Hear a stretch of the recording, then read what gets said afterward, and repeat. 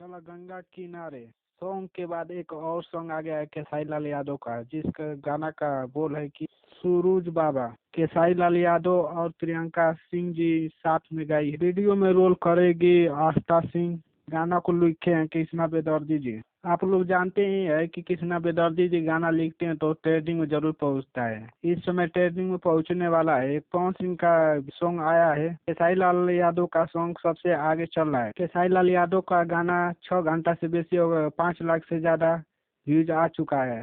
67,000 like आ चुका है। इस गाने को भी ट्रेंडिंग में पहुंचाइए। जिस तरह चल गंगा किनारे सॉन्ग को आप लोग प्यार दुलार दिए, इस तरह भी सूरज बाबा का सॉन्ग भी आगे बढ़ाइए। मेरे चैनल पर नए हैं तो सब्सक्राइब कर ले, बेल आइकन को दबाना न भूलें। मैं आप लोग को नए नए न्यूज लेके आता रहूंगा। मेरे चैनल को जरूर सब्सक्राइब करें और शेयर जरूर करें। गाना को देखें खूब और शेयर जरूर करें।